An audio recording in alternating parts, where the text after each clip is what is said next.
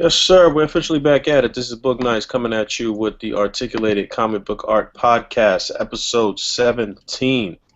Got my regular castmates here, minus Rick Dom, who is currently watching men wrestle and tights.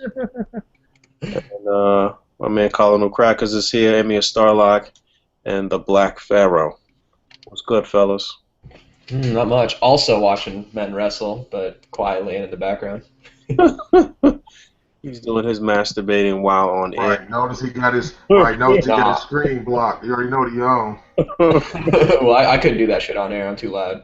I'd never be able to get away with it. Oh no! Immediately. What's this tonight? What's the event? WrestleMania? Yeah, it's WrestleMania in Dallas right now. WrestleMania what? What number WrestleMania? It's 32. That's it? Yeah, they're not even naming them anymore. They're not even putting the numbers. Last year we just had WrestleMania with like a play button underneath it. Really? WrestleMania with like Texas Longhorns on the side. There's really like no numbering anymore. For some reason. How much does it cost to watch that shit? Free if you go to the right websites. No, but if you No, I mean like if you wanted to order it or whatever. I understand it. If you wanted to order it, there's like a pay-per-view price. You can pay your cable provider, or you can just subscribe to the network, which is free for the first month, and you get to watch WrestleMania. So obviously you'd have to do that like right now as it's going on, but yeah, it's free for the first month. After that, it's $9.99 a month, which is honestly not a terrible price for all the content you get. It's like Netflix for wrestling stuff. So there's like a back catalog of like all the Raws from the 90s, all the pay-per-views, even WCW shit. Like, if you're into wrestling, it's definitely worth the price, but, yeah, you know, I can watch that shit for free online. Gotcha. Well, this week was pretty quiet for me. I don't think I bought anything. I don't think I got anything new. I'm waiting for the Masterpiece Shockwave to come in from Japan, and that's it. I guess that'll be here probably tomorrow or Tuesday, but I don't think I bought anything this week. What about you, Pharaoh? I got a custom head from Michael Wisman. Oh, okay. Punisher joint? Yeah. You're thirsty for that custom head from Michael Wisman. Shit. I got some other shit too. I can't remember. I got some odds and ends, man. I ended up getting another one of those whatever this dude is. I don't know his name. I just got him because of the body. I got another one of these. Goro? Yeah. I got a couple of Ninja Slayers. I ended up with the another SIC Mask Rider 2. Kamen Rider number 2? Yeah, I one of them fell off of the table and it broke. So. Oh, that's not good. Yeah, I ended up with another one of those. But I don't think I bought too much. Oh, I bought that Batman versus Superman figure with the removable cowl or whatever. Oh, isn't that like Toys R Us exclusive or something? Yeah. Yeah, they sold out real quick on the website. They were like $16.99. That one and the new Superman. Yeah, I missed him. I didn't really want the Superman at all. I just figured I had the Batman in my collection, but you know, that's pretty much it. I didn't really do too much. You know, it's been a pretty light week for me too. I think it's kind of like a dead season for collecting right now because Toy Fair was just last month, and now we're in kind of that like the waiting period after all the new stuff they've announced. So I've only really picked up. I got a new bed frame for my fucking bed from IKEA, so that was a bitch to fucking assemble. I got, you know, after we got off the podcast with Poncho last week, I actually went ahead and ordered the Mezco Mutant Leader. So I was like, yeah, you know what, I didn't really want it at first, and then I ended up getting it, and it's really nice. I think my favorite part about it is, like, I'm not even huge into the books. Like, the design of it is really cool, but my favorite part is, like, how nice the plastic feels. Like, it has this very velvety, soft feel to it. I don't know, I can't really describe it like any other plastic, but it's a good piece. I like it a lot. I'm fully into those Mezcos now. You paid full price? $70? It was 65, and I think there was like a $5 off coupon or something, so I paid like 60 plus shipping. From where? From Mezco. Oh, you got it directly through them. Jeez. Yeah. They be taxing for that shit too. Yeah, it was like 14 something for shipping, which is a lot, but it was here in like 3 days. So, I'm always down to pay a little more if at the very least, I get the figure pretty early on. What else? I got some wrestling figures. I got the Ringside Collectibles was having an Easter sale, so it was like 10% off your order if you order $40 or more. So I got they had a double pack thing going on, like a twin pack of the NWO Scott Hall and Kevin Nash, which are Ringside exclusives. It was like I think $35 for both of them together in a bundle. And then I got a pair of ring steps to put me over the $40, and then I got 10% off the whole thing. So yeah, that's cool. It wasn't too bad. They're nice figures, That's my favorite look of Scott Hall is when he had the white drip on his outfit when he was in the NWO. And I also there was a special on Amazon for Easter too. So there was like a flash sale for wrestling figures for the newest series. So I got the Erwin R. Shyster IRS for like $12.99 or $11.99 or something, with Prime shipping for free. So that was pretty cool. And it's tax season, so I had to get me the IRS. And I also on the same Easter special they were having on Amazon, the Tamashi effects were for less than retail. I think it was like 17 or $18. So I got the Yellow Thunder effect, which I only had the blue one of before. So I'm kind of happy to have both. And that's pretty much been it for figure stuff. And I also got my mom's birthday present, which is a little delayed, and there's a new monitor for my computer, which is what I am sitting in front of, and it is making me blind because it's so fucking huge and sexy. But I love it. And I also bought for myself a new graphics card, so hopefully I'll be doing a little more game streaming or something when I'm bored these weeks. And that's it. That's actually it this time. Emiya, what you got this week?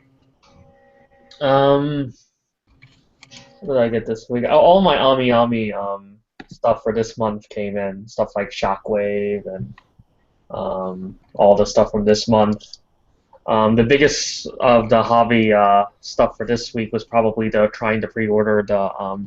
Normally, I get comped with. Usually get complimentary stuff from Square Enix, but this time I didn't really want to risk it, and there was a huge drama going on with the Final Fantasy 15 Ultimate Collector's Edition, which is online exclusive. I was able to secure some, so it worked out fine in the end, but there was a lot of drama going on with that because it sold out really fast. And it went up on the website kind of early, even though not the exact time that they said it was going to go up. So what's exclusive about it? It comes with two different discs, two exclusive steelbooks. It comes with Noctis, the PlayArts Kai figure, except that the PlayArts, he comes with a different weapon, spear. That's the main reason why I would mention it in this show, is just because it does come with the PlayArts Kai figure. From what we know right now, it looks like it's going to be the same figure without any color difference or anything, but who knows? They haven't really released much details. Only thing you can tell right away is that he comes with a different weapon, and yeah, so. But yeah, light week for you too. A lot of people basically throwing the collector's edition is like $270, and people are already like trying to flip it for like 1,000 on eBay, 700 around that price. So yeah, if you're able to get one, you can probably flip it. But I'm not sure how the price will probably settle after the release. So it'll probably be gettable by then, hopefully. That's it for me. Yeah, see, it's kind of a light couple of weeks, hasn't it? I don't know what's going on. There's not a lot of stuff being released lately. There's not a lot of shit coming out, man. Yeah, there's a lot of stuff that's been announced, that's for sure, and that's my segue into the latest announcement from NECA, which has me foaming at the fucking mouth. And that's, remember, I talked about it a couple of weeks ago, is that they were doing that Aliens Day, which is April 26th, like LV426, and so they just made some announcements. It's not just NECA doing stuff. Like I think actually even Reebok is putting out the Bug Stomper Reebok high tops from the 80s, and they're re-releasing them for the 25th anniversary or is it 30th anniversary? Things are fucking ugly. Yeah, but I fucking want them. I want the mid tops, not the fucking high tops, not the Ugg boot looking The mid tops don't look that bad, but I wouldn't rock them. Dude, the mid tops are basically already high tops because the high tops are like calf tops. Yeah, that's some weirdo shit. But going back to NECA, they're putting out. They just announced that they're doing Newt, who's the little girl from Aliens, and Vasquez, who's I mean, the actress isn't Hispanic, but she's the Hispanic character with the bandana that wields the smart gun. So that's something that people have been fucking waiting to get announced forever because Yeah, definitely. they've hinted at them talking to her about doing likeness stuff, but for fucking years they denied that they were ever going to do Newt because children don't sell and all that stuff. So it'd be interesting to see if they're putting it out as like a separate figure or maybe like an add-on or as an accessory to another figure. Yeah, I could see them doing another version of Sigourney Weaver's character and maybe packing in Newt. Right, that's what the third figure that they announced was a Kenner Ripley. So she's gonna have that like burgundy shirt with the brown neckerchief, and then looks from the picture that they released, which is kind of an homage to the old Kenner packaging. It's not the same picture, but it's similar, and it's in that picture she has the smart gun, so they might pack in the smart gun with her. Although they said on Twitter that it's not quite a smart gun, we have to wait and see. But yeah, Newt is definitely like the big announcement here because that opens up the possibility of seeing John Connor fucking later in the year for the Terminator re-release in theaters, like Pharaoh and I talked about a little bit ago. So keep holding out hope, fucking Pharaoh. They're gonna be putting out something that you might want to get, and maybe you won't complain as much about NECA after I that. can't believe they released Newt instead of John Connor. Newt, fuck out of here. Kind of nuts. I know that's kind of what this is leaning towards, though. It sets the precedent, doesn't it? Maybe Randy's not being quite as jaded towards releasing child figures. Yeah, maybe you're right. We'll see what happens, but I could definitely see that John Connor selling more than Newt. But Newt will be. Well, everyone who's collecting Aliens right now needs Newt because that's really the only thing you're missing to recreate that final scene. Because we've had Ripley, we've had the Power Loader, we've had the Queen, we've had fucking Bishop split in half with his guts spilling out. That's the last thing we need to complete that final scene. Hey, what's the deal with them not making Lewis for RoboCop? Who, the chick? Yeah. I don't know. It might be like a likeness rights thing because I mean the only reason they can do like RoboCop is because they're not really using the Peter Weller likeness. So if they can't even use Peter Weller like himself, like with an unmasked RoboCop, then it's not completely far-fetched that they don't have the other one. When they're not allowed to use the likeness, it's because the actual person won't sign off on it?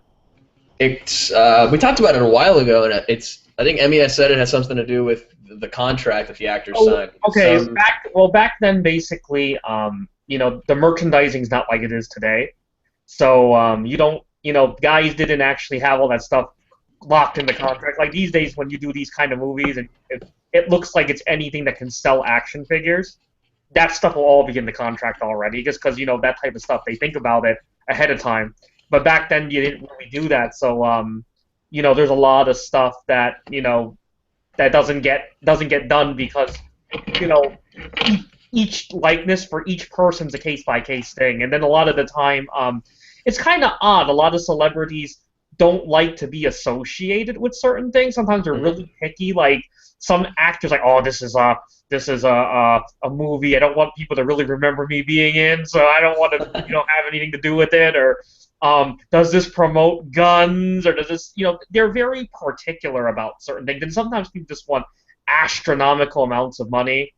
Sometimes it's like they sold their likeness before, didn't really like what was done, maybe they were dicked over by another company or something, and that's why they're very wary about selling off their likenesses and stuff like that. That one guy, I know a couple of the guys who were in Predator. That's the case. Like, I think one of the guys supposedly, he feel like he got dicked over when he sold his likeness to a toy company before, so now it's like impossible to get him to sell the likeness. Which guy? Ventura. Which guy are you talking about? I think that's who it was. I think that's Jesse Ventura. Oh, Jesse Ventura. Yeah. Well, he's he doesn't want to even reference his acting career now that he's a politician. Yeah, so I mean, there's a lot of that type of stuff. A lot of stuff now these days, guys are kind of warming up to it because a lot of these guys, at the end of the day now, just like with all this other stuff, it's just about the paycheck at the end. So some of these guys are warming up to it, and so that's why in the past few years, several years, guys are slowly starting to kind of warm up to, you see like Hot Toys figures being made, and NECA picks up likenesses from certain guys, and other stuff. Guys are warming up more to the idea now because again, it's a paycheck, and some of these guys aren't actively doing anything. The bills still have to be paid. So, somebody says, hey, yeah, if you're willing to pay me this much or whatever, X amount, then yeah, sure, whatever. They'll just sign off on it. But I feel like that's exactly what's happening with Jeanette Goldstein doing the likeness for Vasquez for Aliens. not I mean, really. what was the last thing she was really in? And I mean, probably for her, I mean, I know, a lot of these actors before their asking price for their likeness, even though they weren't really in a lot of stuff, was crazy. And now, I guess, like I said, like Fabio said, and we all talked about before, that I think a lot of these guys are just warming up because at the end of the day, they need that paycheck. It's still money, so And Same then, with Newt. That's the little girl's only movie she's ever done. So she's It opens stupid up not to get a doors, too. paycheck for it 20 years after the fact, 30 years after the fact. Definitely. I mean, you're pretty much doing nothing. You're just, in fact, it opens up doors because people are like, oh wow, NECA got the like Hot Toys will be like, hey, hey, you want to sell us the likeness too? We could do a figure like Right. another paycheck. And then That's why it makes exactly 0 sense for John Connor not to give out his license, because what else is he gonna do? Overdose behind a club? Like, he needs the money. Yeah, he needs money. I mean, a lot of these guys do. A lot of these indies, like 80s, 90s action movies. A lot of these people have never really done much beyond that. That's like their claim to fame. You can't keep doing coke unless you're getting money. Right. You can keep doing Crow sequels, which are terrible, because that's what John Connor has done. Yeah. Yeah, that's basically it. Mm-hmm.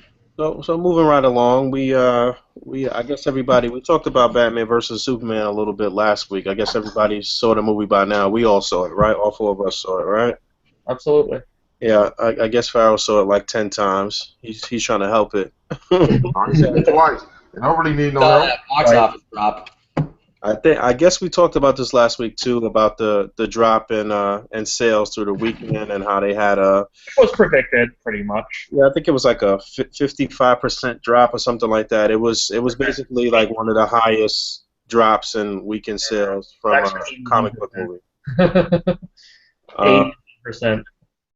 Well, yeah, now it's up to 80%. That's what I'm getting into. So that first weekend it was 50-something percent, 55%, and now it's gone up to like 81%. They're reporting now. So not looking good, and we're seeing Zack Snyder taking a lot of interviews and saying a lot of dumb shit. So we just wanted to touch on that for a moment. Why would you say it's dumb, in your opinion? I mean, I think that at this particular point, he's not an idiot, so he's got to know that the movie's not doing really well. So he's also got to know that he's got to be careful what he says, in public. Mm-hmm. That can also continue to damage the movie. So if anything, you would think Warner Brothers or whoever's at the helm over there would kind of reel him in and be like, just don't say nothing. Let's just try to ride the wave, and hopefully we'll still get to 1 billion worldwide or something like that. But I just feel like the stuff that he's saying is not not helping the cause at all. So yeah, he had a interview where he was trying to defend the film, and he talked about the whole spoiler alert. If you still didn't see Batman vs Superman, maybe you want to come back later and listen. But we're gonna drop some spoilers now because we didn't talk about them last week. But he was talking about the whole Martha situation with Batman and Superman. I mean, I guess you guys could chime in right now and say how you felt about it. I mean, I literally. I thought that was probably the worst thing about the movie. It blows my mind that anybody saw that, in like a pre-screening or something, and nobody said like, "Wait, really? That's it? Like, right. Is this what we're going with?" Right. Because that's what I thought. I was like, "Wait, they can't. No, come on!" Like the whole time, I was like, "Are you serious?" It was definitely a facepalm moment, no question about it.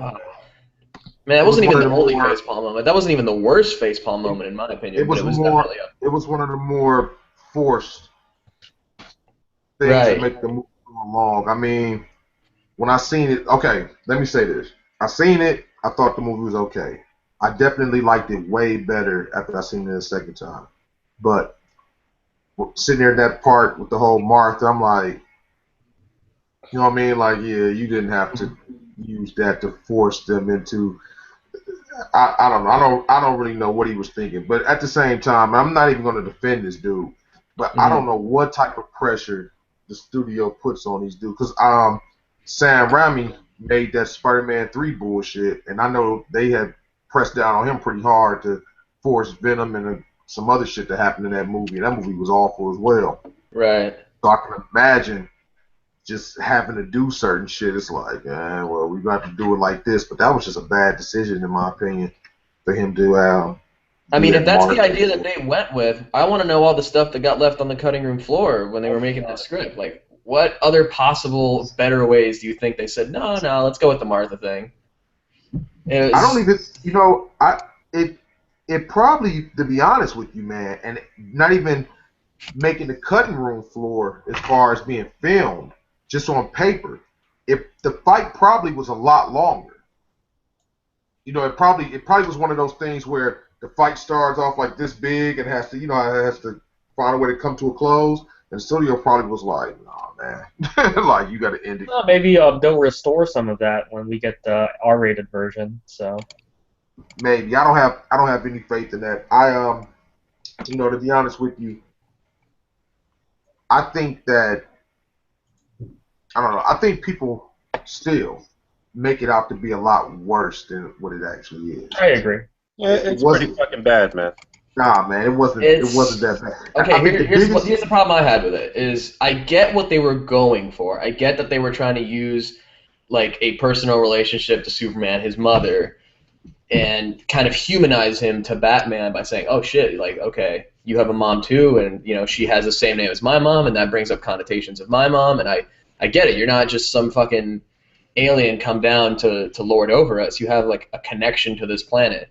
But the way it was executed was not, it didn't transfer that feeling like right off the bat. It was something you had to think about after. It wasn't just like, I would say the first thought you had exactly is what we're having is like, really? Like, your mom's the same name as mine, and so we're cool now. That's the immediate right. thought. But what they were trying to say is that Superman has a human link, and it's his mom who's, there were so many better ways to maybe write that feeling in than the way that, and I don't know if it was the direction of that scene or if it was the actual, I think maybe if it had been a lot of it way. was just, it wasn't built up. It wasn't, it just... Right, you have to remember that opening sequence. Yeah, it just doesn't have a lot of and if they're going to call back to the opening sequence, don't flash it back in the middle of this one. Make people actually think about what is the significance of Martha. Don't like Martha and then flash back to the beginning of the movie and then flash forward Martha, flash back to the beginning of the movie. Like, no, if you're going to do a callback like that, don't like play to the intelligence of your audience. Don't assume everyone's a fucking idiot that's not going to remember the beginning of the movie. It would make the movie more rewatchable. That's exactly what formed the opinions of most people watching the movie. Most people didn't understand it. Listen, the movie was a little all over the place. I won't lie about that. But most people didn't really realize a lot of shit that was going on in the movie because they just don't read fucking DC comics. Well, that's not the viewers' fault though. Like that, they really didn't take. That was one of the major problems that I had too. Is that they didn't take into consideration the comic book fans and like all of the people that would be seeing the movie that wouldn't get a lot of the references and stuff like that. Like, I mean, you really had to be engulfed in comics to like understand a lot of the shit that was going on, and still you was dumbfounded by a lot of the shit. I mean, this is the thing. I didn't need, like, you take Avengers, even if they didn't do it the way that they did. I don't need a build up for Avengers. They didn't have to really build me up for it. I knew who the fucking Avengers is. I'm a comic book person, so I go to comic book movies. I mean, that's just what it is that I do. I mean, I understand what you're saying. Like, it's going to be people who don't read comics but know who Batman and Superman are, and they're going to go see it. And I'm willing to bet that the people outside of the comic community that went to go see the movie, a lot of those people like the movie. You go to Facebook pages that's my personal experience through Facebook my other Facebook page, whatever. A lot of these dudes that don't know shit about comics, who just know who the characters are, like the movie. I think a lot of it comes down to what you value in the film. I think most people who like the film, like myself, I like the film, you like the film. A lot of it for me, I just think was mostly, it was the action. It's what Zack Snyder does well. If you're actually trying to, if things like plot holes and things that aren't explained well, a lot of the problems in the film could have been fixed with adding 1 or 2 lines, actually. Mm-hmm. And that's probably what we're going to get in the director's cut, which is 30 minutes longer, is all that stuff that got left out. There was even that scene, it was released online a little bit ago, and it was the police coming to arrest Lex Luthor when he's inside of Zod's ship. And he's like talking to some weird entity in like the weird hologram-looking thing. And Steppenwolf. Yeah. Just completely like no context, but I feel like there's a lot of stuff like that should have been left in the movie, but because of the runtime, it had to get cut. Yeah, but therefore made the movie a jumbled mess. But even like that, Fabio, even showing that, it's a vast amount of people that weren't gonna know who the hell that was. Right. So I mean, I understand what Boog's saying about you're gonna have people not really engulfed in comics to go see this movie, and they should be able to follow the movie pretty much. But I mean, that's not what he did. He made the movie. He used a lot of fucking comic references. He used a lot of things from various comics. And in my opinion, I'm just saying that a lot of people took every storyline he liked and adapted it. Well, I mean, because a lot of people don't read DC comics. People watch cartoons and they hear what another person says. Oh yeah, Batman is this, and Superman should be this, and they say, oh yeah, you're right. And then they go in and say, well, yeah, this ain't what it's supposed to be. And in reality, a lot of people don't actually know what it's supposed to be. They haven't experienced these characters on a level enough to form a opinion from the various like situations that they've been through. Like Dallas loves Superman, so it's really nothing you can really tell a dude about Superman at all. So when he starts talking about it, he understood shit, and there was other shit that he just didn't like about the way we're treating Superman or whatever. But I mean, he understood what was going on. And then when I talked to him the other day, he went to go see it again, and he's like, yeah, he liked it a lot better. He had a couple gripes, but he was like, yeah, it was way better the second time that he's seen it. I don't know. I just think people, I don't know. As a film, I think people are definitely being overly harsh. But I think, like I said, there are the film's not perfect. There are problems. And I think, like I said, a lot of it is just, again, there was a lot of rewrites, you can tell, just because, I mean, the obvious thing is Lex. Obviously they gave him some of Joker's scenes. There's a lot of Riddler. There's just a lot of things about film that, I mean, again, I still stand by the fact the biggest problem is, like, we saw movie 5, we didn't see 2, 3, and 4. I still think they should have done it. And I'm not trying to say, everyone loves to compare to Marvel, but I mean, the Marvel films doing it the slow way was the best way to go from the beginning. Right. I think that's the way they should have went. They shouldn't have tried to get that big Avengers, film out so early. Because they haven't really. I mean, everyone knows Batman, Wonder Woman, and even the Superman. But these versions, these characters haven't really been that established yet. So a lot of the audience doesn't have the affinity towards them yet. They don't care as much. There's only really been one film, so he basically had so much stuff he had to do in this one movie.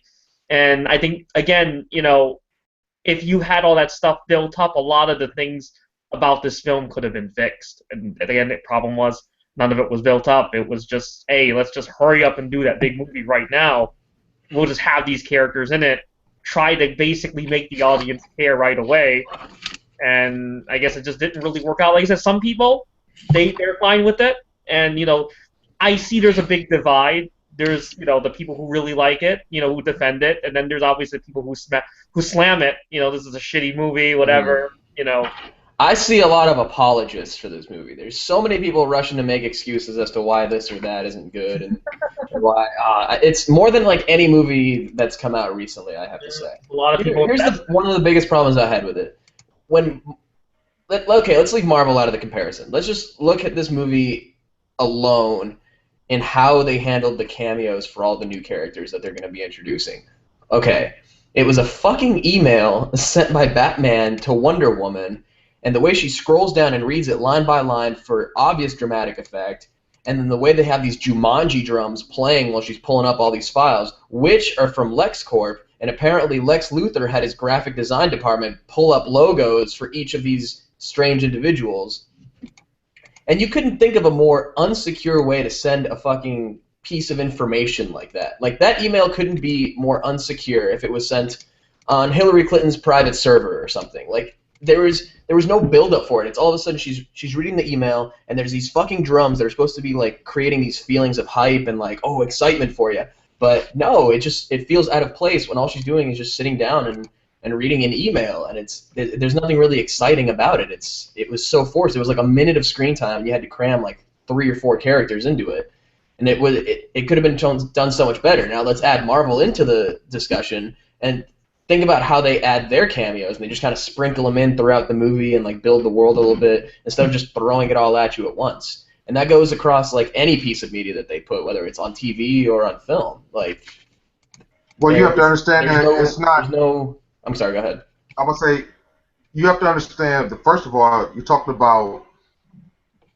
Okay, let's go back to we're gonna use Marvel first. Well, let me just say that one last thing. Disney, in that sequence, you can tell that the studio did interfere and said, like, look, we need this here now. How can you best do it? That's my final point. The biggest thing is you're talking about Warner Brothers versus Disney. Now, even before it was Disney and it was just Marvel Studios, most of the Marvel movies that came out, we heard bits and pieces, but never on a scale this big. Most of those Marvel movies sucked. Daredevil sucked. Elektra sucked. Ghost Rider, both of them sucked. All of the X-Men movies pretty much sucked. X-Men, Wolverine, the Origins sucked, man. These movies sucked ass.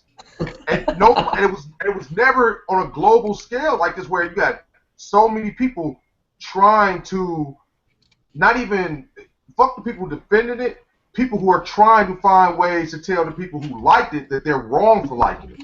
You've never, these Marvel movies didn't really become really good until Disney stepped in, and then they started being a lot better. You have a few exceptions. You got Iron Man, maybe the first 2 Blade movies, just certain little shit. But Warner Brothers isn't exactly known for saying, "Hey, let's take the gamble on fantasy," which is kind of fucked up because they went ahead and they acquired the rights to DC Comics. I think they own DC Comics. So right, kind of fucked up that they're the company to handle a comic company, and they're perfectly fine with saying, "Hey, well, go ahead and we made the 1989 Batman movie and it was a success." You talk about 1989, but their formula pretty much, in my opinion, hasn't really changed. It's like nothing very. Well, actually, it did change. You remember Batman and Robin and those goofy ass fucking movies? Seriously, I really think that kind of put a sour taste in their mouth doing all that extra scientific type bullshit. They didn't know what the fuck they were doing. That's just what it is. And they took the gamble. Man of Steel was a success. And I think they went ahead and, if I'm not mistaken, Snyder said he wanted to make a Batman movie and they wouldn't let him. They pretty much made him address Superman, or should I say Man of Steel, with Batman or whatever, which ended up being Batman versus Superman, and they fucked him. I don't blame Snyder, actually. A lot of people blame Snyder. I don't blame him. I blame Warner Brothers. I really think they fucked him. So, I think he did the best that he could with what it was that he had to do. Like you said, it's 30 extra minutes of shit on the floor some damn where. There's probably even more than that. They just ain't bringing it to us. But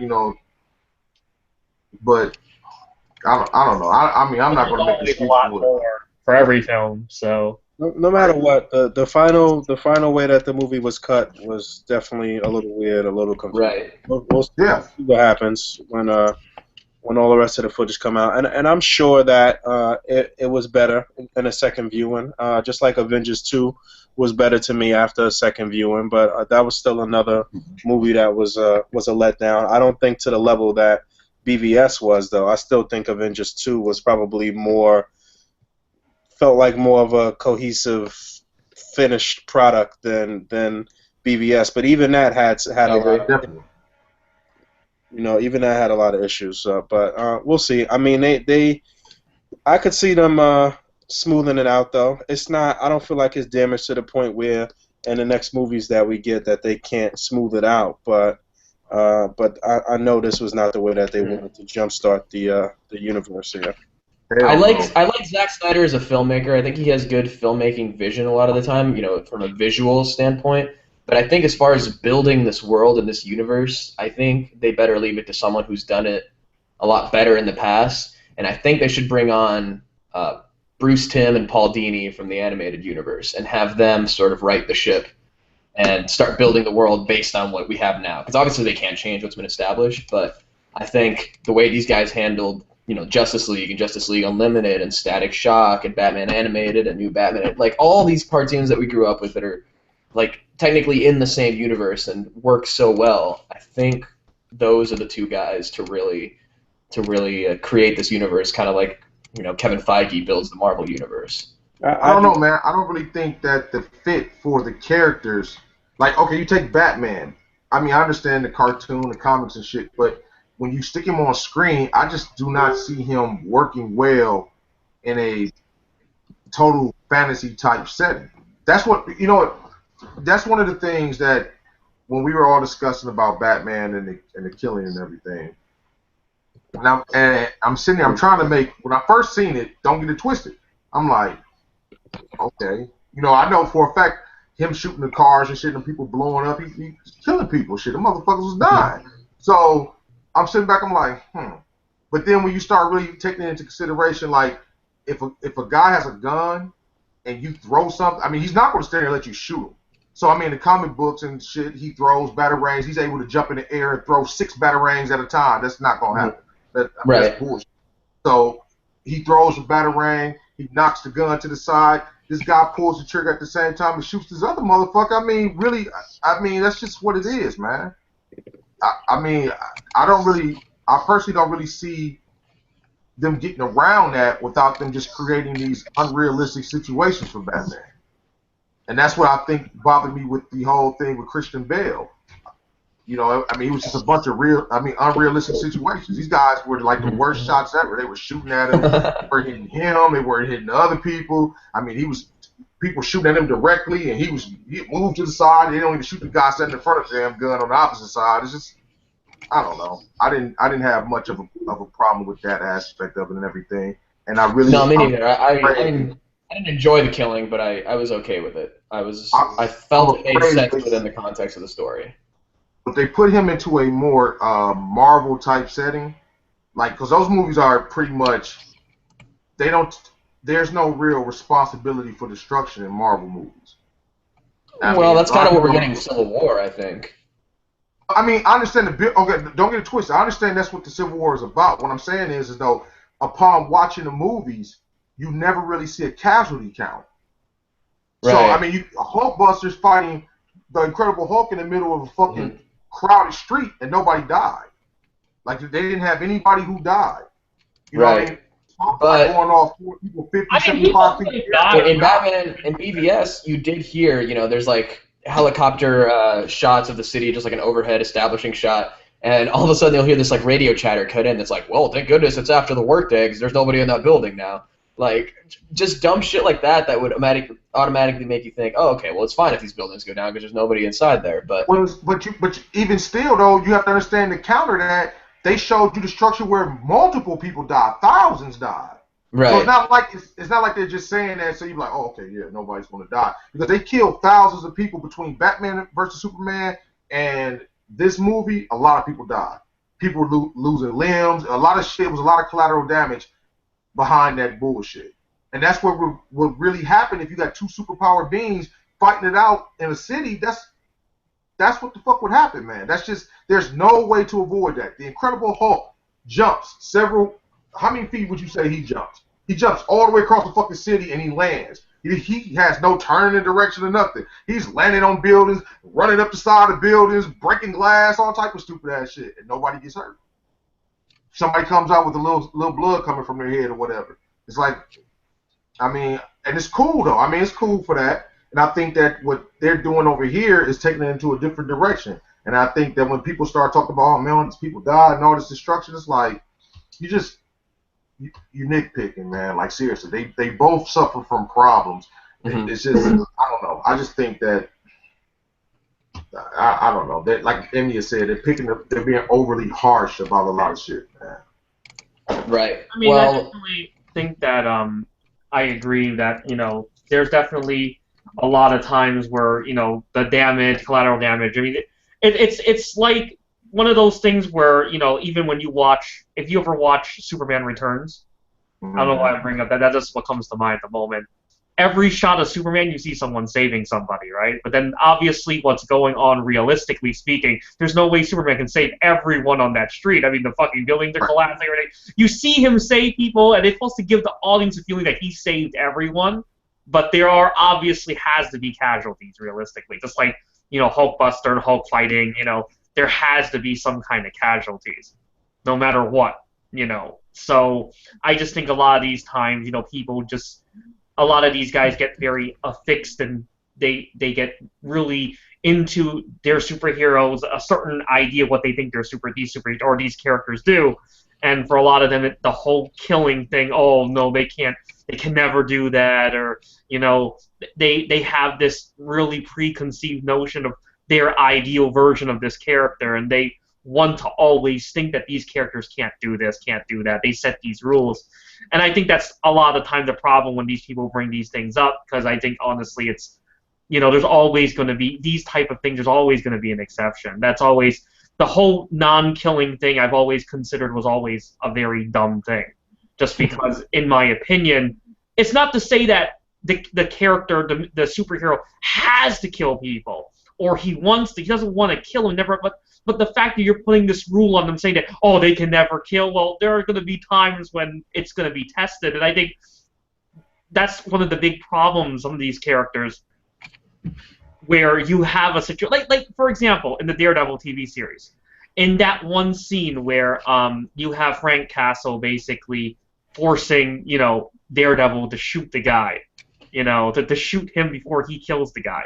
In the comic, Daredevil actually pulls the trigger, so Punisher actually won that philosophical debate. Of course, in the TV series, of Daredevil's TV series, they made it so Daredevil figured out a way to cancel it out. But the fact of the matter stands that, realistically speaking, the comic version where Daredevil does pull that trigger is realistic. That's how it would really be. If he really wanted to save that guy, then he would have to. Of course, in the comic the gun wasn't actually loaded and Punisher killed the guy anyway. But it's just that kind of thing. It's hard to put on these characters. I think sometimes these guys get really, sometimes people are just gonna die. It's just one of these kind of situations where you're fighting guys where things will happen. Even if, let's say, the superhero doesn't actually kill, the villain or whatever.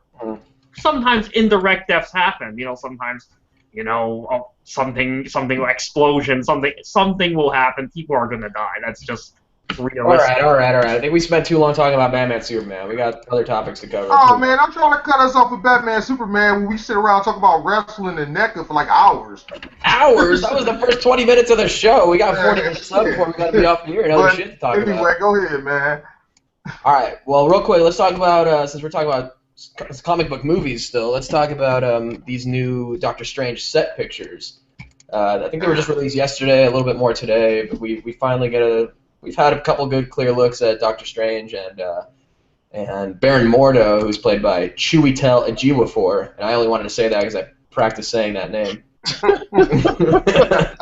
But Baron Mordo is a classic Doctor Strange bad guy, but he looks like he plays his ally in this movie, so we'll have to see what happens. It's kind of weird to spur that on. But we have Mads Mikkelsen, who's Le Chiffre from Casino Royale 007, playing the bad guy. We don't really know what his name is or what his role is exactly, but we saw some set pictures of him with some crazy eye prosthetics. Looks like he's possessed by something and his eyes are all messed up, and he's got like his skin is like cracking underneath it and it's like black underneath. It looks pretty cool. It looks like good practical makeup effects, but a lot of people are saying this might be Dormammu sort of possessing him, using him as a host, or something like that. So Have you guys seen these pictures, and what do you think of them, and are you excited for the movie? Well, I saw the picture with Strange and Mortal together, and I saw the picture with Strange and Mortal and like some other people, and it looked like they were all like jumping or dancing or some shit. It looked weird.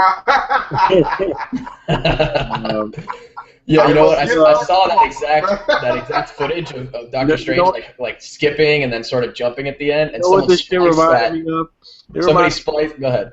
It reminded me of like a Broadway show or some shit. Like that's what Right. feel that I got when I saw But somebody took that exact footage and spliced it into the airport fight from Civil War, and the two teams charging at each other, and they put him on, I think, Cap's team, and he's like sitting there like jumping and skipping. It's pretty funny.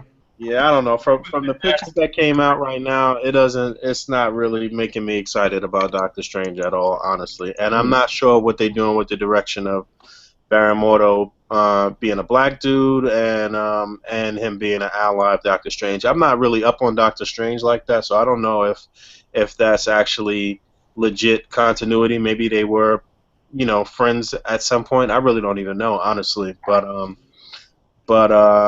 But yeah, I thought I could remember that the dude playing Mordo was considered for the Black Panther role at one point, wasn't he?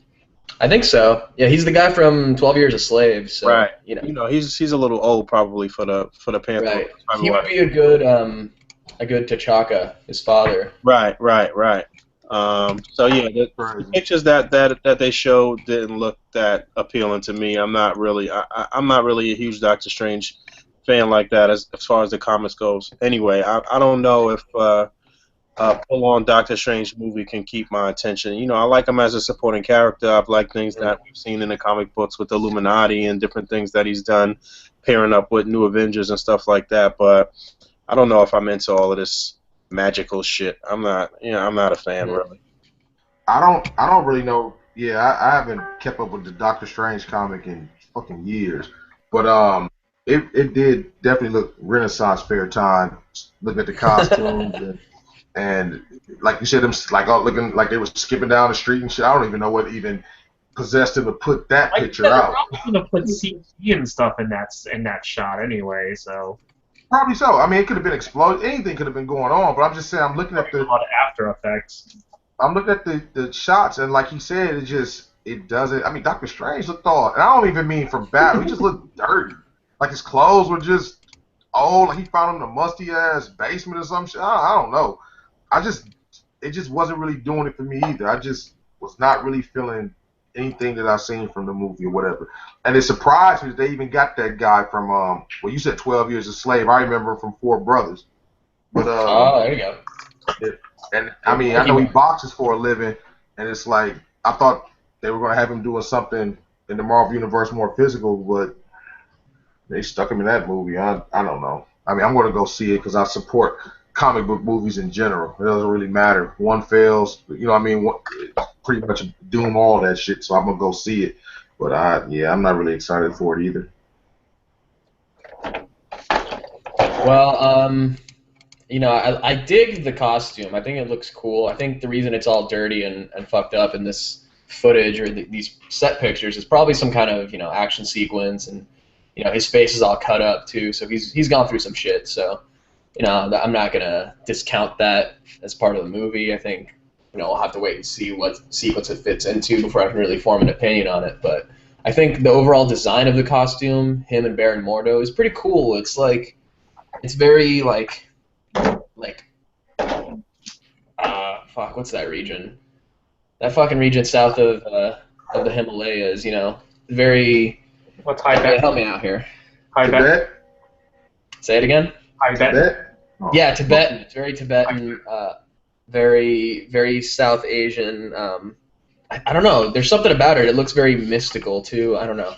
I like the look of it. Is what I'm trying to say, and it'll be interesting to see how they incorporate the magic into this. Is it going to be straight magic, or is it going to be super advanced science and all this kind of stuff? And I heard on the Triple C podcast, Craig Warwick was on there talking about what he thought about the movie and the designs and stuff, and he used a really good analogy, and that's something I really like too, is sort of the Jack Kirby view of the cosmic Marvel universe and the magic Marvel universe, which is a bunch of 70s looking people in robes, but they're hanging out in space in like these big celestial castles.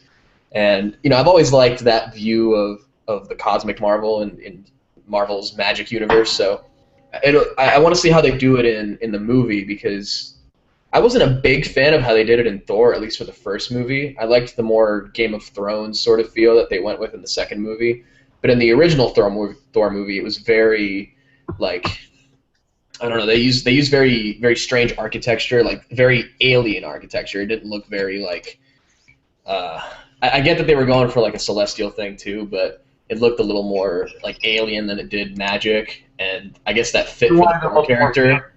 It fit for Thor, but I think for Doctor Strange, I'd like to see more like actual magic, and like for the characters that he encounters, I'd like to see actual magic and like people in robes and outer space and that kind of thing. So I do like what they're going with as far as the costumes, though. I think they're on the right track, and it's really hard to say anything about the movie because we don't really know what the plot is. We just know it's going to be like an origin story. But I think Cumberbatch looks pretty great as Doctor Strange. I saw somebody on Instagram posted a picture of, I guess he was in Midtown Comics today, like picking up Doctor Strange comics in costume. That's kind of cool. They're always doing fun shit like that. And if he likes the role, then that's a better chance of him coming back to it. And Cumbersnizzle is never going to let us down acting-wise, so I'm pulling for him in this role. Emiya, what do you think? I'm excited about the movie. I mean, I'm a fan of the Doctor Strange character, and Benedict Cumberbatch is also, he's great. I always consider that he was like a dream casting. He's one of those castings where I think he's so really great and perfect for the role to the point where you never think that they would actually get him, because he's just Right. that perfect. I think he's really great. I think he's a great choice. I'm excited to see it. There isn't really much said right now about it. But yeah, I mean, as far as seeing this mystical, aspect of the Marvel universe, more spiritual and stuff like that, we could probably see things like Ghost Rider and things like that. Something like Mephisto and all those kind of more, mystical characters, and I'm The definitely Beyonder and the Watcher and all those characters. definitely want to see how they establish all that. So yeah, I'm excited to see it. So definitely. Yeah, we'll tore right through that one. Anyone have any final thoughts on what we've seen of Doctor Strange so far? I think, like I said, the costumes and stuff look good. I mean, this is one of those things where I always say that they're going to change the damn costume every movie anyway. Right. Right. Way right now it looks like it's kind of going for more the classic Doctor Strange look, but maybe in later films we'll see a more modern Doctor Strange look. So it's just going to slowly progress. And he's going to have a different costume in every film. So Cool beans. So moving on, next topic. A little bit of we'll go through this one quick, and then we'll get to the Q&A at the end, so people start getting your questions ready. And a little bit of sad news in the toy community the past couple of weeks. You guys remember we had Austin from Cryptid Toys on the podcast a few weeks ago, and he had just launched the Kickstarter. We were all really excited about it, and we had a nice little interview with him, and that got us even more excited. And in the past couple of weeks, I want to say like a week and a half now, he's decided to cancel the campaign due to some problems that were going on behind the scene, I think with him personally, and also with the factory that he was working with, which were trying to charge a little bit too much money for the minimum quantities that he wanted to make, and also with what happened with Big Bad Toy Story. He mentioned he had that partnership going where they were going to donate a certain amount of money halfway through the campaign, and then another certain amount based on the pre-orders on the website at the end of the campaign. And unfortunately, that wasn't something that Kickstarter was able to accommodate. And so, for those reasons, and like I said, that personal stuff he had going on, he had to cancel the campaign about halfway into it. So, it sucks because we're not going to be getting our army builder soldiers and all that stuff that we wanted, the skeletons. But, at the end of the day, he's got to do what he feels is comfortable, and if he didn't think that the circumstances were right for this campaign at the moment, then I'm personally glad that he's holding back for a little bit and regrouping, and hopefully that'll mean that we get a better product in the end. But it sucks to hear, but what do you guys think about it? Um, I don't know. I don't know if we're gonna get a product at all. Right. I mean, I don't see. I guess he knows better than we do, but I feel like we all have a little bit of knowledge as far as how the whole Kickstarter thing goes and the factories and stuff from dealing pretty closely with articulated icons. So I do know that it can be a pain in the ass dealing with the factories, and they can change things midway, and it's difficult dealing long distance with the factories with stuff like that, especially if you're doing something from a Kickstarter level, and it's not like you a major company that's been pumping out thousands and thousands of figures before now. So they can kind of fuck you over a little bit, and that could have been one of the reasons. I mean, we don't really know, but I know a lot of people are saying that they wish that he would have just kept going and just see where it would have went. But Mhm. I'm thinking that he just cut his losses and was like, you know what, this is going to be too expensive. I'm gonna be in a hold. I'm gonna, I feel like he felt he was going to be in a hole. He was going to lose money, so he just Mhm. got out. I doubt it very seriously that it had anything to do with any personal shit in his family or whatever. And forgive me if I'm wrong, and maybe some shit could have happened. But I think that at the end of the day, it was just about that paper. It was about the money. He was like, yo, Mhm. I'm gonna lose money. I'm not fucking with it. I'm out. So And one quick note. I think. Oh fuck! I totally just lost it. Never mind. Well, let me say this. I think that the idea, the actual idea was good. It was a great idea, but it's just you realize it was 20. How much was it? I think it was $25. Right. Down to 20 if you get the most quantities. Right. So you talk about, but I mean, the average person maybe six. So you're talking about $25 a figure for SWAT members, and they have no. I mean, and it's no real. It's not like a Hydra soldier where Hydra soldiers they do the minimum, but they do a lot as well. You know what I mean? It's Hydra or AIM or something like that.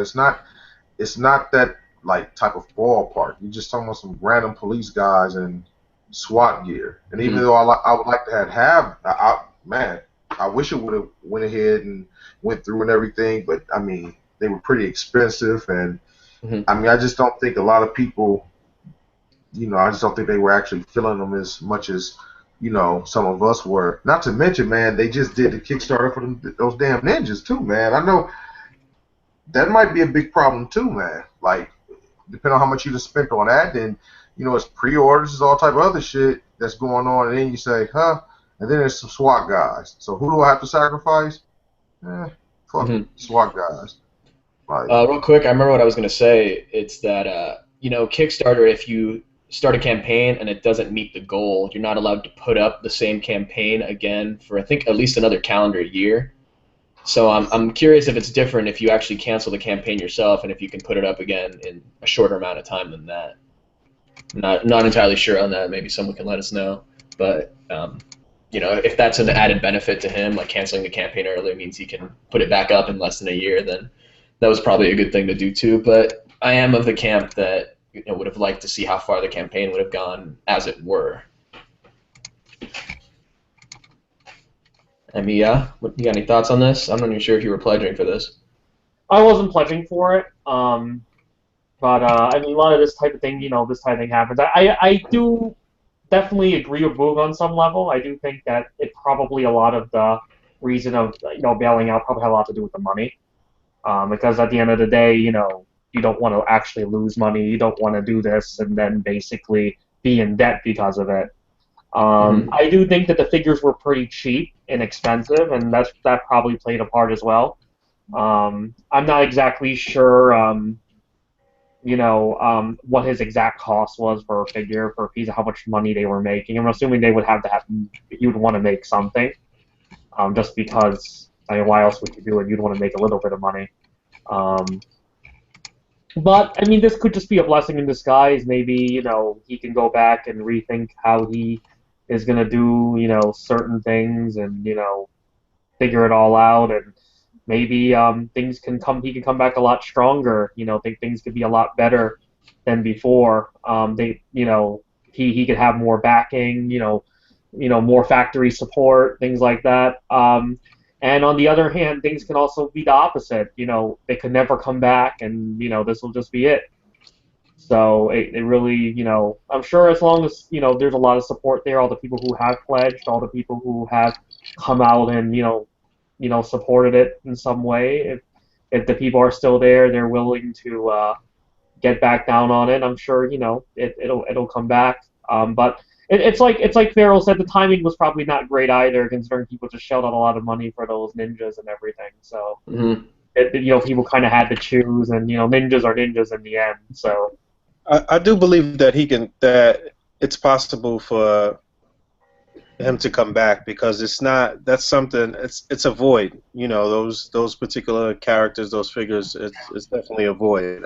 As long as somebody doesn't jump out there ahead of him and do it first, then it's the need for the want for those characters, those figures is still going to be there. But it does leave a bad taste in the mouths of the collectors and shit that he just kind of bounced or whatever.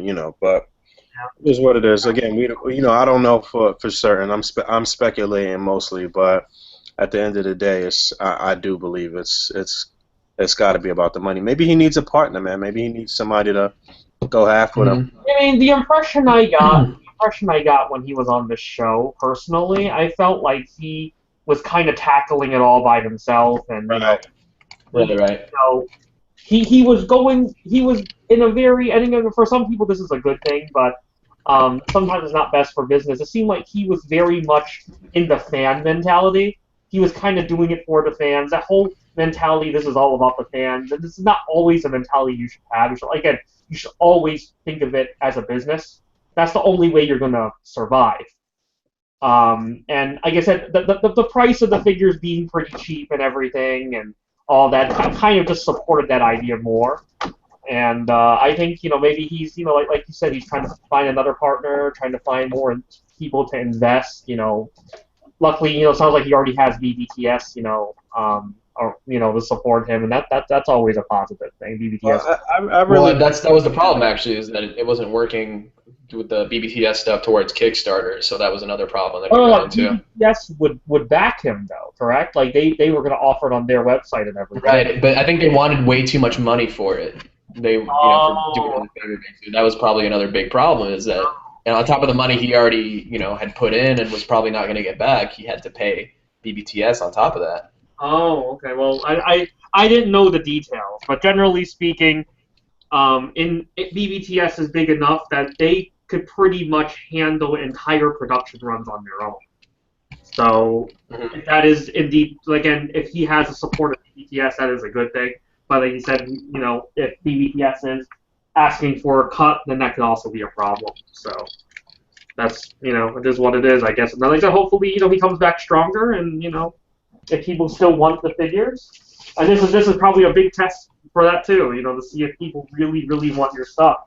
So we'll just see what happens. All right. Well, that's about it. Talk about. We had a couple ideas coming up on the chat. Do you want to address some questions? I know we had one a little bit earlier in the show. Somebody wanted to know, where is it? If you could only choose one Spidey figure, which one and why? It's impossible. Well, let's say somebody wants like a good definitive Spidey that's pretty easy to find still. Well, I think the correct answer is probably Pizza Spidey, right? Yeah, right now Pizza Spidey is definitely the front runner, and I was actually talking about this in this past weekend with some friends. I was hanging out with some cats from the community. Shout out to my man G. A bunch of us was over there in New Jersey this weekend, and we were talking about how the Pizza Spidey is going for a lot of money individually right now. So it'll be like that. I don't think it's going to go down as they become more scarce and they start drying up at retail. But it definitely is the definitive Spider-Man right now, especially if you got on later and you never got a McFarlane or a Snapshot or these other Spider-Man figures. Pizza Spidey is definitely a very solid, good Spider-Man that goes well with everything that Hasbro's been doing over the past 5 or 6 years. So definitely. I agree with them. That reminded me about something else I wanted to talk about. I know you wrote down a bunch of stuff on the chat. I'm just gonna look it up real quick. Uh, oh, by the way, I'm just going to shout this out to everybody in the live chat and everybody watching right now is that this podcast is now on SoundCloud. So I'm going through and putting up all the backlog of episodes on the SoundCloud. So we'll have some links to that. Word, But thank you if for you that. want to look it up, yeah, no problem. It's actually kind of fun. I mean, it takes forever updating everything, but it's cool to have one place to listen to all the podcasts. So Definitely. if And you're trying to go back and listen to more episodes, go to soundcloud.com/ACBA podcast. yeah, I know a lot of people have been asking about that too. So, Right, and that means we'll have it on iTunes pretty soon too. So stay tuned. um, oh, that's the other thing we want to talk about. What we expect for Captain America: Civil War. That's the next comic book movie up. We less than a month away, right? What is it? The Yeah, 5th? it's 5th of May. Yeah, right. Yep. So, Because Marvel always has a movie in May. That's like their thing. yeah, First definitely. weekend of May, Marvel movie. So that'll start the summer blockbusters, I guess. I'm thinking Civil War will be very good. I think it'll definitely end up doing better than Batman versus Superman. For one, it'll be a little more bright. It'll be some more color and shit in there. You know, Oh yeah. it won't be as gloomy, even though I know they're going for some darker plot points and storylines in this one, and I'm sure we're going to see the death of at least one superhero in this film. But I'm thinking that they got this one under control. If it's anything close to the second Captain America movie to Winter Soldier, then we should be fine with that. What y'all think? Pharaoh? Yeah, I really think I have the utmost faith in Captain America movies now. After Civil War, I mean after Winter Soldier, yeah, I really think this might just be really good. But I mean, I don't know. At the same time, I do have my concerns with it. I just don't want it to be one of those things where, like, it looked kind of, in my opinion, it's kind of corny when they're running at each other. Yeah, that looked a little corny to me too. Yeah, I mean, I don't want it to be one of those things where they ruin the action with a bunch of bullshit, like with Spider-Man. How when Spider-Man come along, he webs up the shield, and I mean, I don't really want them to use this movie as a chance to get their other characters out there and have their characters doing some outrageous bullshit. Yeah, I feel you. It's definitely toeing the line where it could just end up being some cheesy bullshit, but I'm hoping not. I got faith in it too, though. Yeah, but I'm definitely looking forward to go see. I'm looking forward to see every damn thing this year. Period. But yeah, I want to really see it. Oh wait, Yeah, I don't have like my expectations going into it definitely aren't as low as they were for Batman v Superman. So I'm not that I'm setting myself up for disappointment, but I think it'll be hard to suck or to subvert expectation as much as BVS did because everyone was thinking, oh man, this is going to be some epic shit. A lot of people came out of it thinking, yeah, it was okay. But I think going into this one, people are expecting, oh, it's going to be epic as shit, and you're going to come out thinking, oh, damn, that was epic as shit. I don't know. We've gone into Marvel movies before. I think they're going to be epic, and because everybody announced Ultron. I guess, Pharaoh. I guess you're right, you but know what all of these, what the studios have to stop doing, they have to stop showing too much in the fucking trailers. That's what they got. They fucking ruining the experience. I think that's a Marvel thing, man. Because that's how I felt about the first Iron Man movie. I said, shit, I seen all the goddamn movie on the trailer. I think that Winter Soldier was one of the few movies who like really surprised me because there was a lot of shit going on in that movie that they didn't show on the commercial. But I don't know. That's how, like with Deadpool, I felt that way as well. I seen the majority of the fucking movie on TV. mm-hmm. Like, so hopefully you're right, man. I hope it's more to it than what they've actually shown us. But you know what it is? It's just how like how potent like social media is now. They feel like that they have to do it. Everything's so fast paced. Everything's Snapchat, Instagram, Facebook. Everything's happening so fast. They feel like they got to keep doing that. But really, they don't. They really don't. They need to have some level of mystery there for the viewers. Like just have faith in the product and don't show too much. They're showing too much, man. Right. Yeah, I That's never just really trailers understood these that days in about general for any movie. I never understood that about like things that like are self sellers. I never really understood why companies do that. It's like not to even get away from what we're talking about. It's like when you go to a store and it's the day for the Air Jordans and they're setting up all these displays. I'm like, wow, this shoe's about to sell out in like an hour. The fuck, do you really need this promotion? Like, the fuck out of here. Like, everybody's going to go see this movie. I mean, as soon as they said Civil War, they didn't have to show you Spider-Man. You know what I mean? They didn't have to. I mean, they didn't even have to fucking show you Black Panther. They could have showed his face, and people were going to go see it. So, I'm like, Boog with that, man. That's just crazy. Emiya, you got any thoughts on this movie? He's not even here, is he? Oh, Oh, shit. yes, he is. Yeah. Boog is the one that's gone. Oh, damn. Well, good. I Left that think it's probably going to be the most solid film of the summer, at least as far as what you can expect. As far as compared to Batman vs Superman, because I guess they are kind of similar movies, because heroes fighting each other and everything. It's a big cast of characters. I think it'll definitely be better than Batman vs Superman. I have no doubt of that. As far as making money, I think it'll do very well. Especially going in, it'll probably have a consistent run throughout as well, because more than likely the movie is going to be better critical acclaim than Batman vs Superman.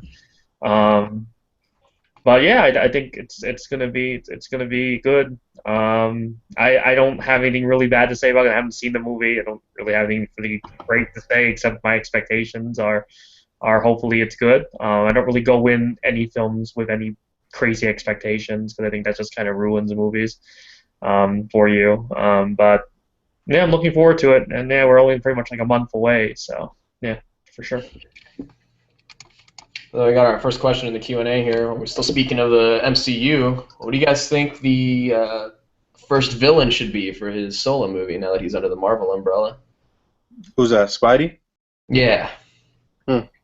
We talked about this some months ago, and I remember my man Dre had texted me and was like that Kraven will probably be a good look. I agree with that. I think Kraven would be dope.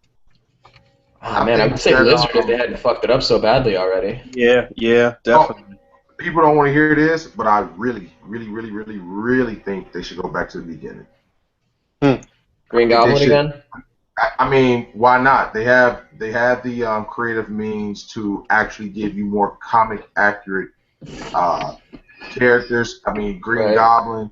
I mean, I know people. It's like we're tired of goblins, but I really think that guy deserves, especially being such a classic villain for Spider-Man. Norman Osborn in general. Huh? Norman Osborn in general is just such a classic character. And I think they need to go ahead and get that out of the way, especially if they're going to do anything down the line that has to do with the Dark Avengers or any of the other shit Osborn has something to do with. They need to go ahead and get that the fuck on out the way. Him and Kirk Connors need to establish them. Yeah, that makes perfect sense. No question about it. Actually, that would be a really good way to bring back, the Avengers after Infinity War. The good reboot of it, I guess, when we have our new cast members, would be the Dark Avengers. I mean, they can skip ahead. I mean, I understand perfectly. You don't really have a whole lot of time to do a whole lot of shit. I mean, you do need some time to build certain shit up, but there's other things that if you just take the pace that they're supposed to go at, like with Civil War, a lot of people were talking about the build up and shit. It's like, man, you can't really put all that shit into a couple of movies, man. Like, you don't want to spend years on movies and shit trying to build up the Civil War. And not to mention that, it's not the comic books. These guys is not ageless. Everybody's aging at the same time, so it's not like you're going to have a 50-year-old fucking Robert Downey Jr. Junior, he's probably damn near 50 already. He is 50. Yeah. Yes, he is 50, I think. He is 50. So yeah, it's getting to that point where a lot of these the first tier of Avengers are gonna have to fall back anyway. Exactly, and that's when it's a good idea to bring in the Dark Avengers. We'd be calling them the Avengers anyway, like that's our new Avengers team. But everyone who knows the comics would know them as the Dark Avengers. But yeah, Yeah, but So then, I'd love to see them, even if they don't go full on with Dark Avengers. If they did something like Thunderbolts or something like that, that would be sick.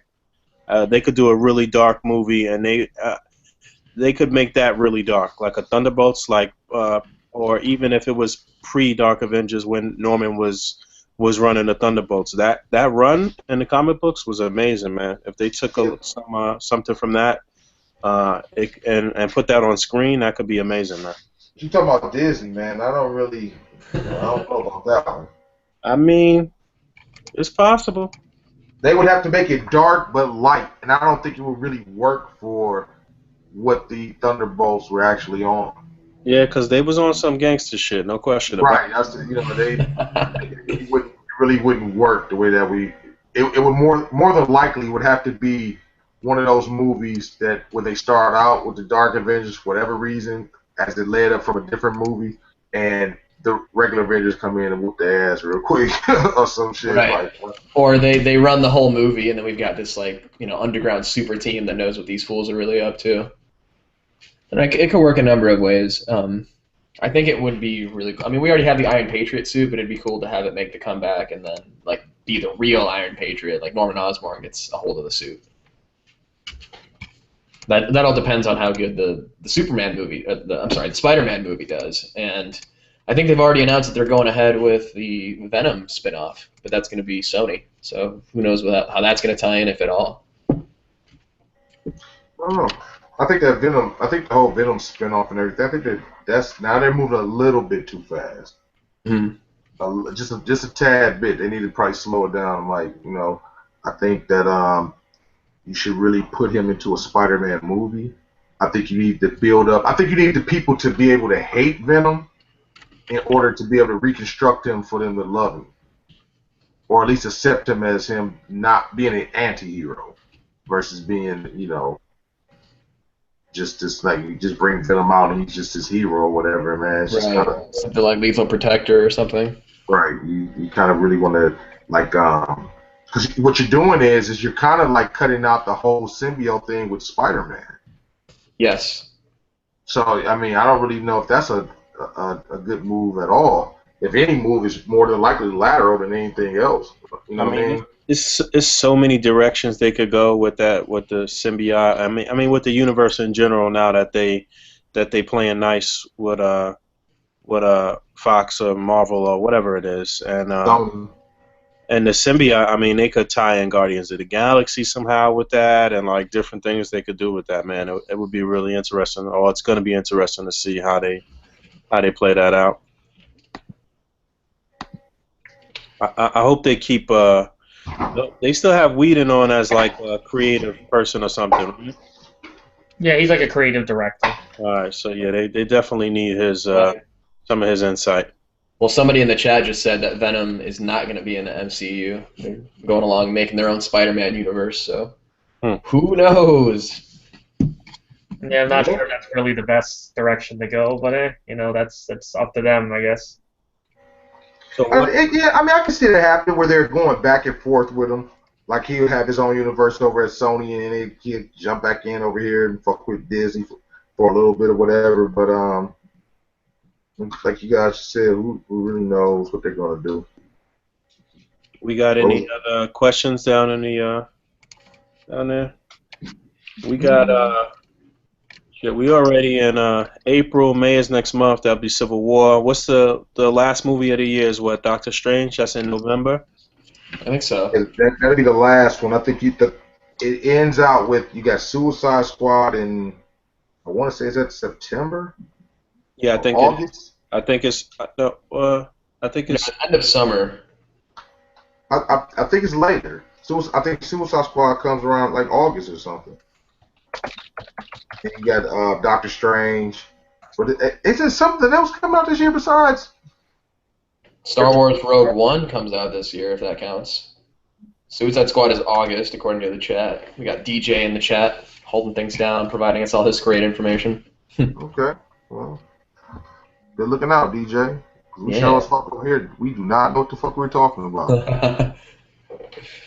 Yeah, I mean, other than Civil War, I mean, there's not really much else besides Suicide Squad and I guess Star Wars. But yeah, you know, I really only go to the movies to watch that stuff. So I guess I'm waiting Right. for a while. I mean, it's a good. You have a good break. I mean, it's easier on the wallet. You know, Yeah. that if you're concerned with that type of thing. I mean, my biggest thing is time because usually I only go to the movies at first with my girl. You know, she tries to, go to. You know how that how it goes. You sit there and have to explain every goddamn thing to her. Yeah. So I I usually mean, pull up like a video on YouTube that describes the entire Marvel Cinematic Universe to date right before we watch the movie.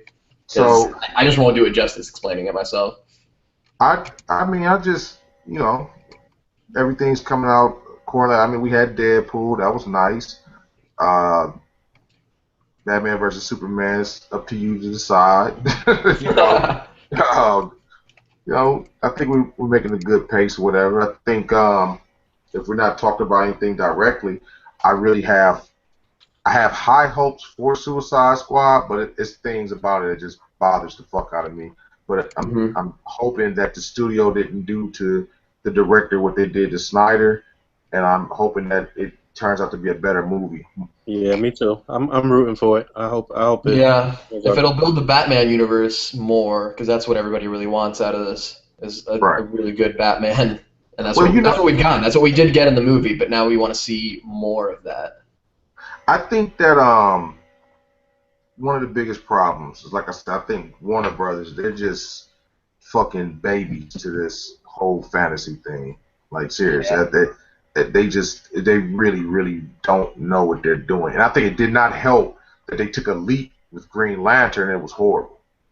But think about it, man. You put hundreds of $1,000,000 into a movie, and that thing just tanks. You probably like, man, fuck this.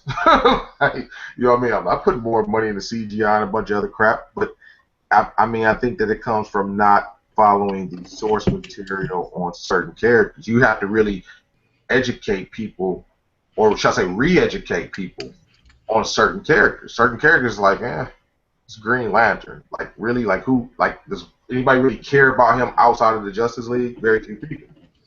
But you do have the potential to build something with that, and they dropped the ball with that. And I think that it really has an impact on the way that they're actually making movies and shit.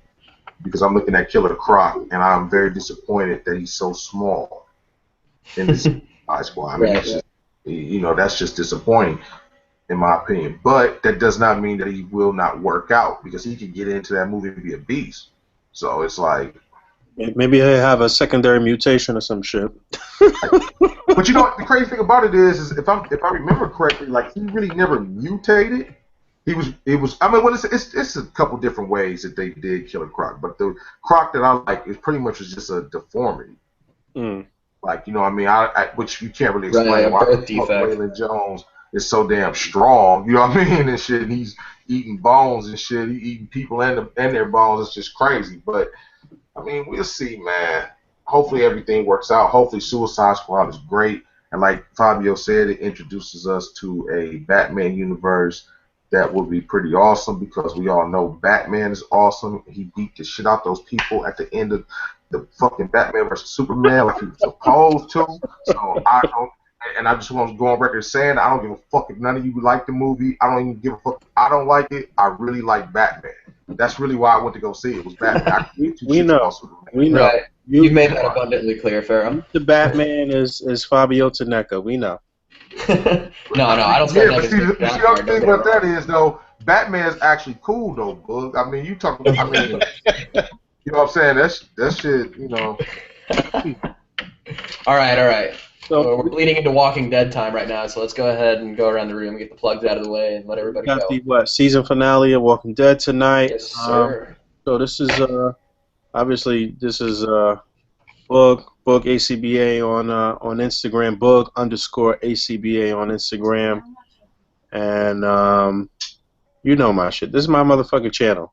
Anybody want to plug anything? Well, plug the website and shit too. Oh, hey, I'm glad you said that. Again, anybody who ordered beanies and T-shirts, all of that stuff was in. We was actually doing a lot of packing today. We actually did all of the packaging and stuff today, so a lot of that stuff is going to be shipping tomorrow and Tuesday. Everything looks really, really crispy. So if you got a beanie or a T-shirt recently that you pre-ordered in the last month or two, then your stuff should be to you this week. And right now on the website articulatedcomicbookart.com, we're getting into the spring summer season, so there's tank tops up for pre-order right now. This month we're going to be dropping a couple of cutouts packs. The tendrils will be coming back this month as well.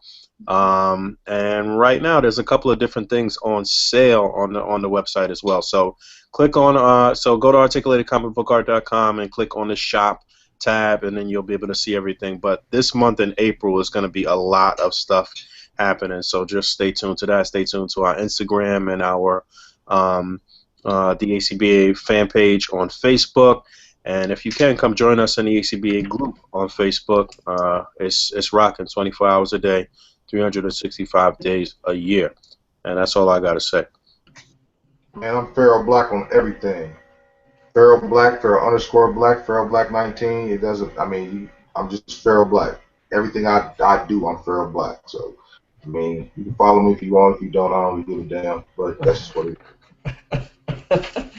All right. I don't know if I can top that, but they call me Colonel Crackers on Instagram, Twitter, YouTube, Reddit, and if you want to play some PC games, I'm also on Steam. Remember, that's spelled with K's. I'm also on the Raw Live Unedited Podcasting Network every other Wednesday for What's Worth Watching with El Sinestro, where we talk about shows on television and on demand that we think aren't getting enough attention. And stay tuned tomorrow, because tonight we're recording our instant Raw reactions to the Walking Dead finale as soon as it finishes airing here on the West Coast. So stay tuned for that episode tomorrow, and we'll be talking about it like right when it goes off the air. And it's going to be the entire Raw Live Podcasting Network. It's going to be Rocco the Great. It's going to be Ayo Mr. Big Geek Adrian. It's going to be what's his face? Bodega Joe's Dios, Toy Addict 26, and El Sinestro. All five of us are going to be just talking about Walking Dead as soon as it goes off the air. The Reddit page is back up and running. I've been doing a bunch of updating for it, so go on there and you're able to post your photos now. And it'll run much the same way that the fan page does if you're not into Facebook. And as I mentioned earlier in the show, we're also on SoundCloud now, so make sure you look up soundcloud.com/A.C.B.A. podcast, and you'll get to see the backlog of all the episodes. And make sure you follow, because we're going to keep that updated as soon as all the new episodes go up. Emiya, killing the flow. Oh, sorry. Starlock. You could find me on Twitter as Keiyo_Starlock. Or you can, that's the words Ko_Starlock. I'm on Instagram as Starlock. I'm on MFC as My Figure Collection as Starlock. Yes, basically just look for Starlock. If you want to follow me on YouTube, I'm the JPIA channel or Import in Action channel. It's Import in Action on YouTube. We will actually be doing our the JPIA live, JPIA the live, in about a week.